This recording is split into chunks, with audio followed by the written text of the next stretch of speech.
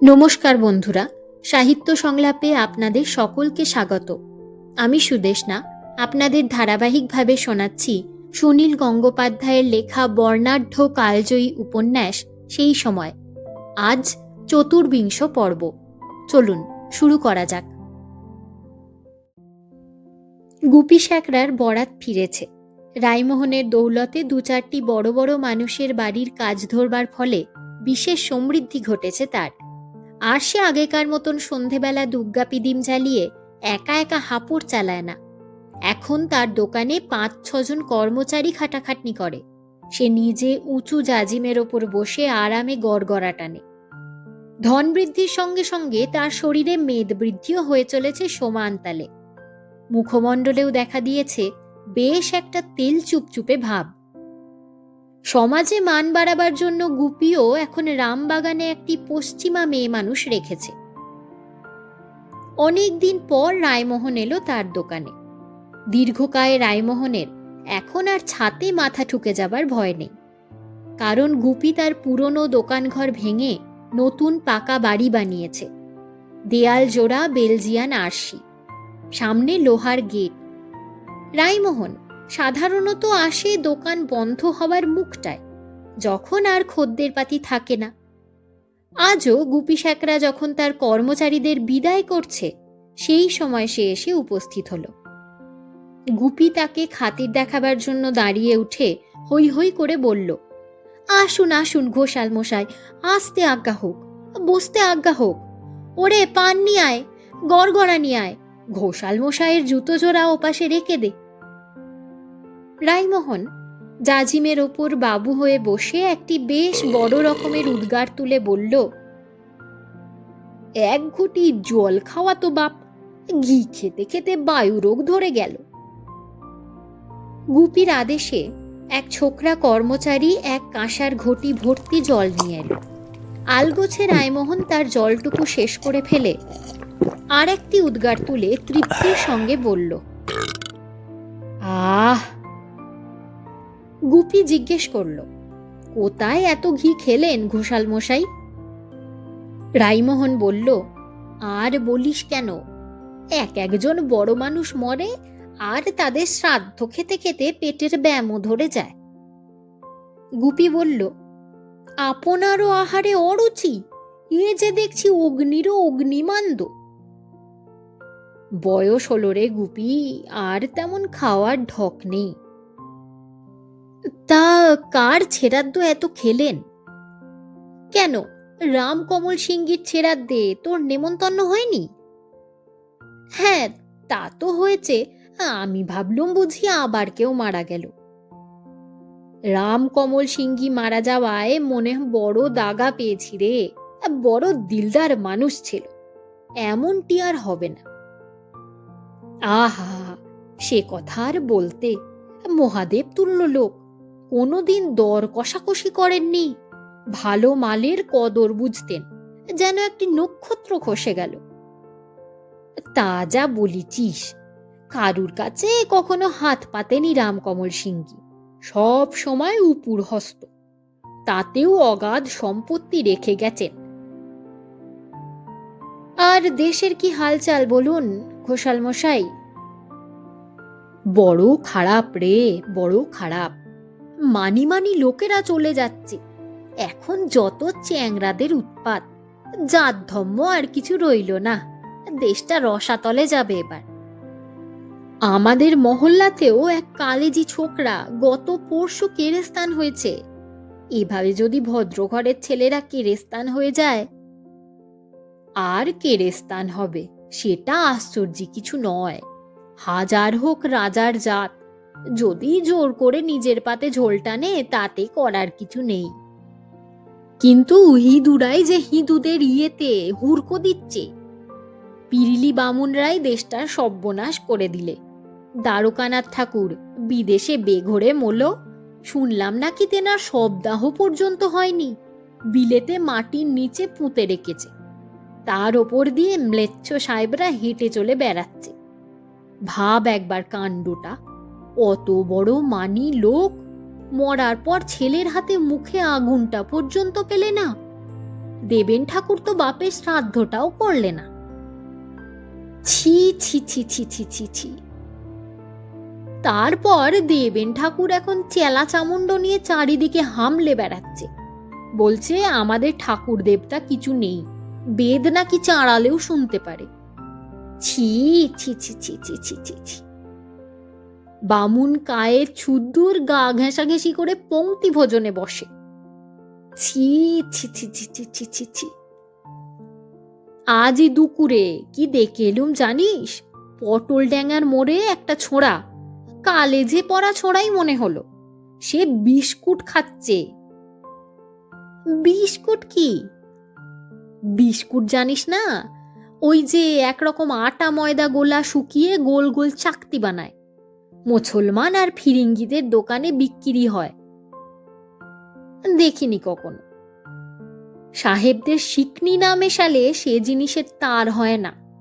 মুসলমান কারিগররা রোজ দুবেলা সাহেব পাড়ায় গিয়ে মদ্দামাগিদের শিকনি নিয়ে আসে ডালায় করে, তারপর আটা ময়দা গোলার সঙ্গে মেশায়, আরো পেঁয়াজ রসুন কত কি মেশায় কে জানে। তার ওপর মুসলমানরা দাঁড়িয়ে পা দিয়ে ডলে ফুপ করে, তারপর তৈরি হয় বিস্কুট। সেই জিনিস হিঁদু ছেলেরা খাচ্ছে। আজ দেখলুম 3টে ছোঁড়া ওকে ঠেলাঠেলি করছে।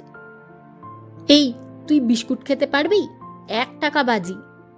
অমনি একটা ছোঁড়া দৌড়ে গিয়ে বিস্কুট কিনে কচড় মচড় করে খেতে লাগলো, রাস্তার মধ্যে সবার সামনে। ছি ছি ছি ছি ছি ছি। এসব কাদের শিক্ষা? ওই বেম্ভ হারামজাদারাই তো শিখুচ্ছে। বেম্ভ হতে গেলে সেরি আর বিস্কুট খেতে হয়, ওই খেয়ে তারা উদ্ধার হয়ে যায়। বলেন কি? দোকানের কয়েকজন কর্মচারী এইসব বাক্যালাপ গভীর বিস্ময়ের সঙ্গে শুনছিল। রাইমোহন কথা থামিয়ে তাদের তাড়া লাগিয়ে বলল, বাড়ি যাও বাপধনেরা, এবার বাড়ি যাও। তারা বেরিয়ে যাবার পর গুপি দোকানের ঝাঁপ ফেলে দিয়ে এসে বলল, ঘোষাল মশাই, আজ একটা অদ্ভুত মানুষ দেখলুম। অমন আমি কখনো দেখিনি। মানুষ না পুতুল তা বোঝা যায় না, মনে হয় যেন পুতুলই গুড়গুড়িয়ে হাঁটে আর ওয়াও মাও করে কথা বলে। তাকে সাহেবদের মতো দেখতেও না, আবার হিন্দুস্থানীর সঙ্গেও মিল নেই। গায়ের রং হলদে মতন, খুব বেশি লম্বা চওড়া নয়, মাথায় আবার মস্ত বড় বেনি। সে মেয়ে ছেলে না বেটা ছেলে তাও বোঝবার জো নেই। রায়মোহন বলল, বুঝিছি, ও তো চায়না ম্যান। তুই আগে দেখিসনি কখনো? ওরা তো অনেক দিন থেকেই আসছে। আছু নামে একটা চায়না ম্যানের নামে অছিপুর গ্রাম হয়ে গেল। ওরা একটা চিনির কল বানিয়েছে। এখন তো চায়না ম্যান অনেকে আছে দেশে। আমি কিন্তু বাপের জন্মে দেখিনি। আমার দোকানে আজ ছিল লণ্ঠন বেচতে, একটা কথাও বোঝার উপায় নেই। হিমালয় পর্বতের ওপাশে চীন দেশ, ওরা সেখান থেকে এসেছে। সে দেশের মাগি মদ্দা সব দেখতে একরকম, সবাইকে দেখতে একরকম, ঠিক যেন যমজ। দেশ শুদ্ধ সব লোক যমজ। কি সর্বনেশে দেশ রে বাবা! তা ওরা হিমালয় পাহাড় ডিঙিয়ে এলো কি করে? পাহাড় ডিঙিয়ে কি আর আসতে পারে? হিমালয় পাহাড় ডিঙানো মানুষের সাধ্যি নেই। বাবা মহাদেবের চেলারা সে জায়গা সর্বক্ষণ পাহারা দিচ্ছে। ওরা এসে জাহাজে, রুস্তমজিদের জাহাজ চলে যে চীন দেশ পর্যন্ত। আসবে আসবে, আরো কত রকমের লোক আসে দেখবি। গুড় থাকলে পিঁপড়ে ছুটে আসে। এখন কলকাতা শহরে ছড়ানো যে অনেক গুড় আর মধু। জাহাজ ঘাটায় দেখগে যা, কত হরেক জাতের মানুষ আর কত কিচিরমিচির ভাষা।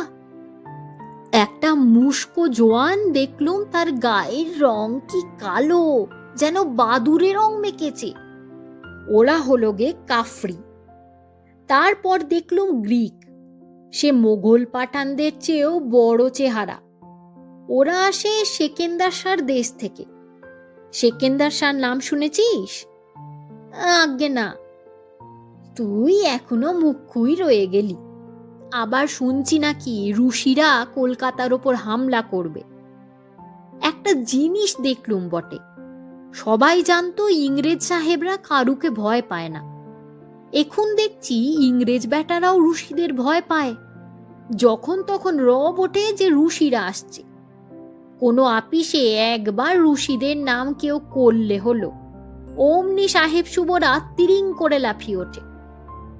সত্যি যদি রুশিরা আক্রমণ করে তাহলে ইংরেজরা পোঁ পোঁ করে পালাবে। সত্যি আসবে নাকি রুশিরা? আসতেও পারে। শুনিছি তো রুশিরা মস্ত বীর। জগমোহন সরকারের বৈঠকখানায় একদিন কথা হচ্ছিল, সবচেয়ে ভালো বেরান্ডি তৈরি হয় যে দেশে তার নাম ফরাসি দেশ।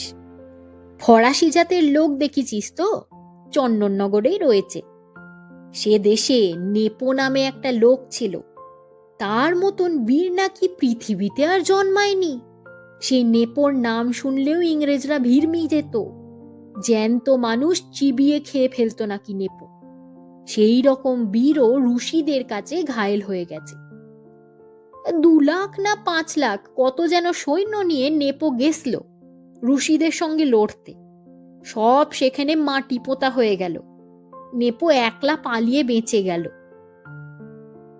বাবা, সেই রুশিরা আসবে, আবার যুদ্ধ হবে?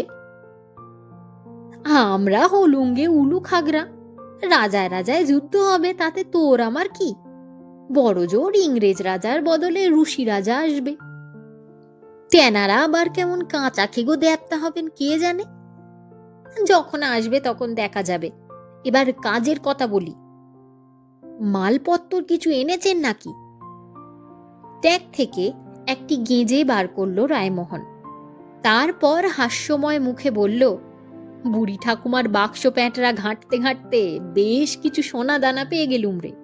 তখনই বুঝলুম তোরই বরাত খুলল, এসব তো তোরই ভোগে লাগবে।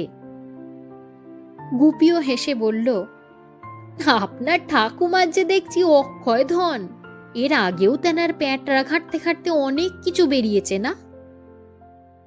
কত বড় বাড়ির মেয়ে ছিলেন তিনি, হাত ঘুরলেই সোনা দানা ঝরে পড়তো, আর হাসলেই মুক্ত। সেসব ছিল তার বয়সকালে, আমি তো চোখে দেখিনি, শুনিছি শুধু।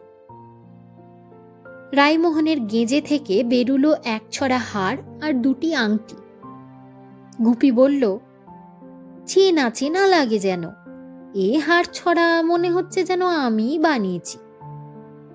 রায়মোহন কৃত্রিম ধমক দিয়ে বলে উঠল, চোখের মাথা খেয়েছিস নাকি? আমার ঠাকমার হার তুই কি করে বানাবি রে বেটা? আজকালকার মতো ফিন ফিনে নয়, সেকেলে জিনিস, এসবের চেকনাই আলাদা। যাই বলুন খোসাল মশাই, হাতে নিলেই যেন মনে হচ্ছে আমার নিজের হাতের কাজ। এক হতে পারে তোর ঠাকুরদা বানিয়েছিল, আমার ঠাকুরমার জিনিস তোর ঠাকুরদা বানাবে, তাতে আশ্চর্য কিছু নেই, সেই জন্যেই তোর চেনা চেনা লাগছে। সেটা একটা কথা বটে। আর এই আংটির পাথরটা পামাস্টোর কোম্পানি বাজারে ছেড়েছে এই 2 বছর। আরে পামাস্টোন কোম্পানিরও তো ঠাকুরদা কোম্পানি ছিল না? সে আমলে কি লোকে আংটিতে পাথর বসাতো না? নে নে, তোর অত কথায় কাজ কি, ওজন কর ওজন কর। যথারীতি এই প্রকার কৌতুক ও দর কষাকষি চলল কিছুক্ষণ। দাম বেশ ভালোই পাওয়া গেছে। নগদ টাকা গুনে নিয়ে পুনরায় সেই গেঁজেতে ভরে ট্যাঁকে গুজল রায়মোহন। তারপর দুজনে একই সঙ্গে বেরুলো দোকান থেকে। গুপির অনুরোধে রায়মোহন তার সঙ্গে চলল রামবাগানে। গুপির ভাড়া করা রমণীটিকে সে একবার দেখে আসবে। রায়মোহন সাতঘাটের জল খাওয়া মানুষ, তার মতামতের যথেষ্ট গুরুত্ব আছে। রাতের বেলা ডুলি পালকি সহজে পাওয়া যায় না।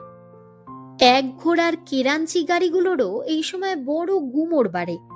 খদ্দের ডাকাডাকি করলেও সে গাড়ির গাড়োয়ানরা মুখ ঘুরিয়ে চলে যায়। অনেক চেষ্টায় সেই রকম একটি গাড়ি জোগাড় করা গেল। রামবাগান পাড়া সারা দিন ঘুমিয়ে থাকে। সন্ধ্যের পরই এখানে আসল রমরমা। সব বাড়িতে বাড়িতে আলো, হারমোনিয়াম আর ঘুঙুরের সুমিষ্ট ধ্বনিতে বাতাস মদির। মাঝে মাঝেই শোনা যায় রমণীদের কাংস বিনিন্দিত স্বরের হাস্য। গুপি শ্যাকরা যে বাড়িতে ঢুকলো, সে বাড়ির সামনেই খোলা নর্দমার পাশে একটি মাতাল অজ্ঞান হয়ে পড়ে আছে। তার ঠোঁটের কাছে ভনভন করছে মাছি। পথ দিয়ে লোকজন আসছে যাচ্ছে, কেউ ভ্রুক্ষেপও করছে না তার দিকে। গুপি আর রাইমোহনও উঠে গেল ওপরে। 3 তলায় থাকে গুপির সেই স্ত্রীলোকটি। কিছুকাল আগেও এই স্ত্রীলোকটির নাম ছিল ছুন্নি বিবি, এখন নাম নিয়েছে পদ্মবালা। বেশ মোটা সোটা চেহারা, গুপির সঙ্গে মানিয়েছে ভালোই। রাইমোহন সেখানে বসে কয়েক পাত্তর ব্র্যান্ডি পান করল ও পদ্মবালার দুখানি গান শুনল। পদ্মবালার কণ্ঠস্বরের সঙ্গে কালীঘাটের হাঁড়ি কাঠে মাথা দেওয়া বলির পাঁঠার শেষ আওয়াজের অনায়াসেই তুলনা দেওয়া যায়। রাইমোহন গান শুনতে শুনতে মুচকি মুচকি হাসতে লাগলো। তার চলাফেরা খানদানি ঘরের বড় মানুষদের সঙ্গে, দামি দামি মেয়ে মানুষ দেখা তার অভ্যেস। এইসব বুচি পাঁচি ধরনের বারাঙ্গনাদের সে ধর্তব্যের মধ্যেই আনে না। গুপি শ্যাকরার হাতে অনেক কাঁচা টাকা এলেও কৃপণ স্বভাবটি তো যায়নি, সুতরাং তার নজর আর এর থেকে উঁচুতে উঠবে কি করে। তবু রাইমোহন গুপির দিকে চোখ টিপে ইশারায় জানালো, সরেশ মাল, চালিয়ে যা। অর্ধ সমাপ্ত ব্র্যান্ডির বোতলটি বগলের তলায় লুকিয়ে রাইমোহন উঠে পড়ল। আর বেশিক্ষণ এখানে বসলে আরও গান শুনতে হবে, তাহলে সে মারা পড়বে। আর যাই থাক না কেন, রাইমোহনের সঙ্গীত রুচি সত্যিই উঁচু। রাইমোহন যখন বাড়ি থেকে বেরিয়ে এলো, তখনও সেই মাতালটি ঠিক একইভাবে পড়ে আছে নর্দমার ধারে। মাঝে মাঝে বু বু শব্দ করছে মুখ দিয়ে। মালকোচা মারা ধুতি আর বেনিয়ান পরা, বছর 25 বয়স। দেখলে মনে হয় ভদ্র ঘরের মানুষ। রাইমোহন লোকটিকে দেখে থমকে দাঁড়ালো। নতুন কিছু ব্যাপার নয়, এরকম রোজই দেখা যায় 2-1জনকে। এদের সকলেরই ইতিহাস এক। ইয়ারবক্সি নিয়ে ফুর্তি করতে এসেছিল, টাকা কড়ি সব ফুরিয়ে যাওয়ায় সঙ্গীরা এই অবস্থায় ফেলে পালিয়েছে। যাদের নিজেদের টাকা নেই, যারা পরের পয়সায় ফুর্তি করে, তারা কিন্তু কখনো এমনভাবে চেতনা হারিয়ে পথের পাশে পড়ে থাকে না। রাইমোহন লোকটিকে টেনে তুলবার চেষ্টা করল, কিন্তু অজ্ঞান মানুষ যেন দ্বিগুণ ভারী হয়ে যায়। রাইমোহন তখন লোকটির গালে চাপড়া মারতে মারতে বলল, এই এই ওঠ ওঠ। লোকটির তবু সাড় আসে না, বু বু শব্দ করে। রাইমোহনের টানাটানিতে যেন বিরক্ত হয়ে সে গড়িয়ে আরো নর্দমার দিকে যেতে চাইল। রাইমোহনের উদ্যম দেখে ইতিমধ্যে একটা ছোট ভিড় জমে গেল। কেউ রাইমোহনকে সাহায্য করার চেষ্টা করল না। শহুরে মানুষের সেরকম স্বভাব হয়, বরং নানান চুটকি টিপ্পনি শোনা যেতে লাগলো। একজন বলল, বৃথা চেষ্টা মোয়াই, ও বদনসিবকে আপনি গঙ্গায় ভাসিয়ে দিন, তাও ও চোখ মেলবে না। রাইমোহন তখন মুখ ঝুঁকিয়ে লোকটির কানে কানে বলল, এই আর একটু মাল খাবি? তাতেই কাজ হলো। লোকটি এক হাত উঁচু করে আঙুলগুলো গেলাস ধরার ভঙ্গিতে রেখে বলল, দে, মাল দে। রাইমোহন বোতলটি লোকটির হাতে না দিয়ে বলল, হাঁ কর। বাধ্য ছেলের মতো সে অমনি হাঁ করল। রাইমোহন গপ গপ করে বেশ খানিকটা ব্র্যান্ডি ঢেলে দিল তার মুখে। দারুণ বিষম খেয়ে লোকটি সঙ্গে সঙ্গে উঠে বসল। তারপর কোনো ক্রমে সামলে নিয়ে চোখ মেলে বলল, আমি কোথায়? রাইমোহন লোকটির কাঁধে হাত রেখে সস্নেহে বলল, চলো ভায়া, আমার সঙ্গে চলো, আমি তোমায় ঘরে পৌঁছে দেবক্ষণ। কাঁচা ব্র্যান্ডির তীব্র ঝাঁঝে লোকটির চৈতন্য ফিরে এসেছে। সে উঠে দাঁড়াতে পারল এবং রাইমোহনের গায়ে ভর দিয়ে হাঁটতেও শুরু করল। ভিড় থেকে বেরিয়ে এসে খানিকটা হাঁটবার পর রাইমোহন জিজ্ঞেস করল, মশায়ের কোথায় থাকা হয়, এখন কোন দিকে যাওয়া হবে? লোকটি জড়িত স্বরে বলল, আমি এখন আরো মাল খাবো, কিন্তু আমার তো টাকা পয়সা নেই, টাকা দেবে কে? রায়মোহন বলল, মাল খাবে তো খাও না, আমি দিচ্ছি। লোকটি একবার বোতলটার দিকে আর একবার রায়মোহনের মুখের দিকে চাইতে লাগলো। তারপর জিজ্ঞেস করল, তুমি কে বাবা, দেবদূত? রায়মোহন বলল, দেবদূতই বটে, চেহারাখানা দেখছো না? লোকটি বোতলটা হাতে নিয়ে রীতিমতো বিস্ময়ের সঙ্গে বলল, খাবো, সত্যি খাবো? হ্যাঁ, খাও। দাঁড়িয়ে দাঁড়িয়ে খাবো না বসে বসে? যা তোমার ইচ্ছে। আমি ভদ্রলোকের ছেলে, আমি তো দাঁড়িয়ে দাঁড়িয়ে মাল খাই না। তবে বসে বসেই খাও। কাছেই একটি গৃহে সদরে সিঁড়িতে গিয়ে বসে পড়ল লোকটি।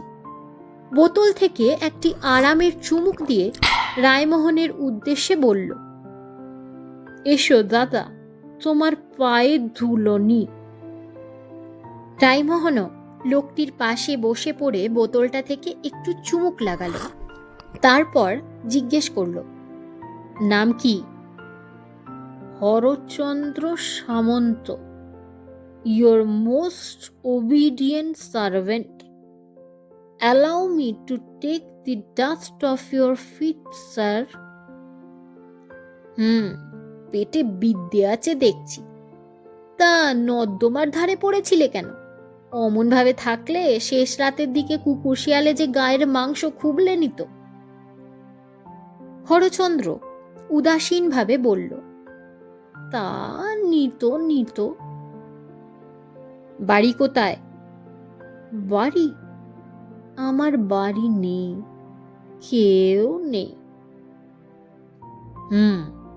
আমারই মতন অবস্থা দেখছি প্রায়। লেখাপড়া শিখছ, কাজকর্ম কিছু করো না? না, কাজ শুধু মাল খাওয়া। তা মাথা গোঁজবার একটা কিছু জায়গা তো আছে। কাল ছিলে কোথায়? রাস্তায়। পরশু? রাস্তায়। বুঝলুম। নাও, বোতলটা শেষ করো, তারপর চলো আমার সঙ্গে। লোকটিকে বেশ পছন্দ হয়েছে রায়মোহনের।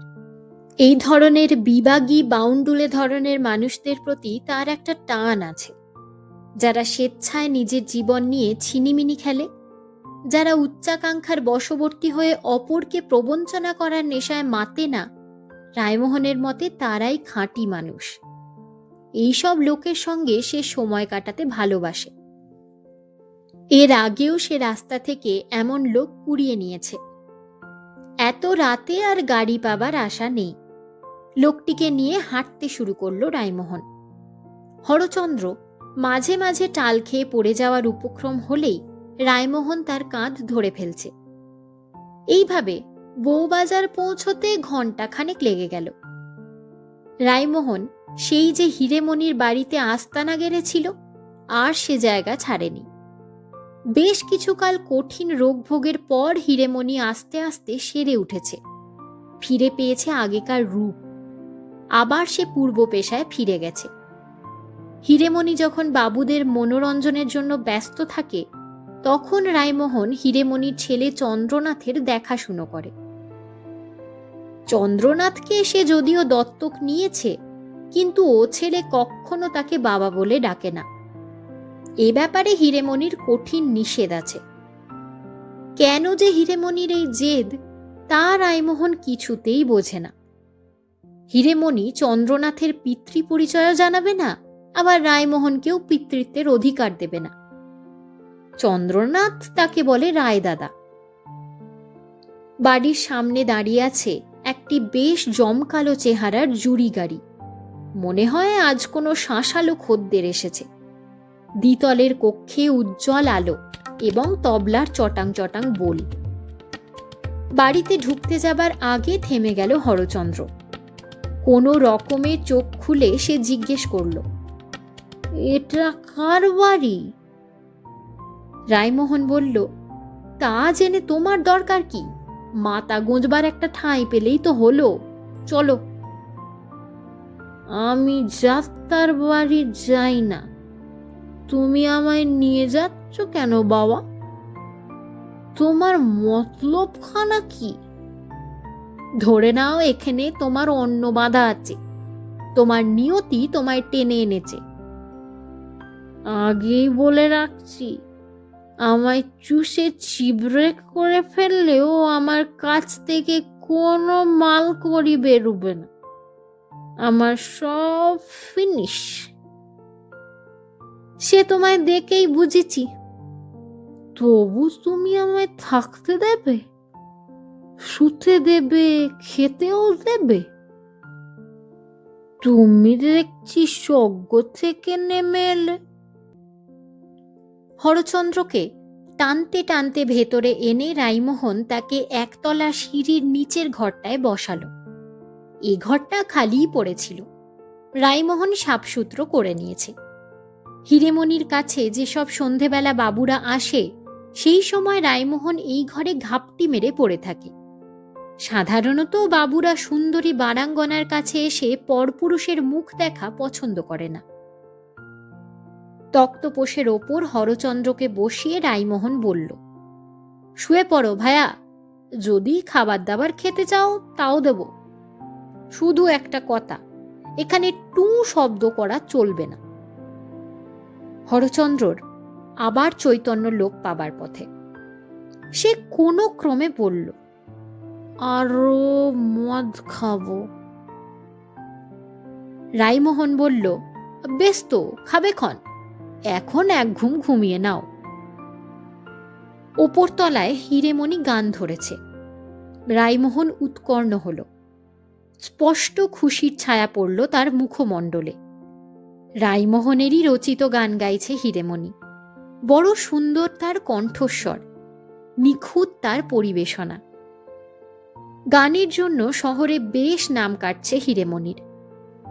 এখন অনেকে তাকে হিরেমণির বদলে অন্য একটা নাম দিয়েছে, ভারী মানানসই নাম, হীরা বুলবুল।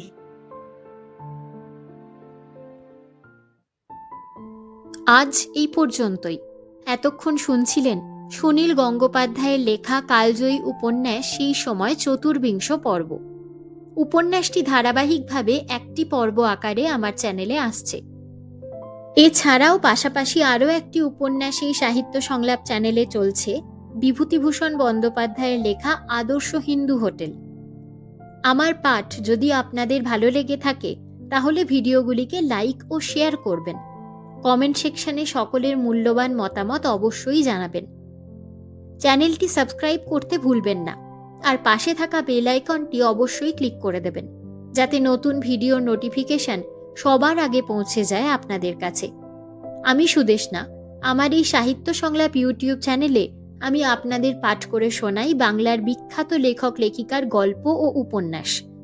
আমার আরও একটি ইউটিউব চ্যানেল আছে, নাম অনুভূতির অবকাশে। সেখানে আমি আপনাদের পাঠ করে শোনাই ছোট ছোট গল্প, কবিতা, ভালোবাসা, ভালো লাগা, জীবনের ঘাত প্রতিঘাত আর প্রতিদিনের কিছু আবেগের কথা। যদি আপনাদের সেরকম পাঠ শুনতে ভালো লাগে তাহলে চ্যানেলটিকে ঘুরে দেখতে পারেন। ভালো লাগলে ভিডিওগুলিকে লাইক ও শেয়ার করবেন, চ্যানেলটি সাবস্ক্রাইব করে পাশে থাকবেন। অবশ্যই সেখানেও কমেন্ট সেকশনে সকলের মতামত জানাতে ভুলবেন না। ভালো থাকবেন, সুস্থ থাকবেন। ধন্যবাদ।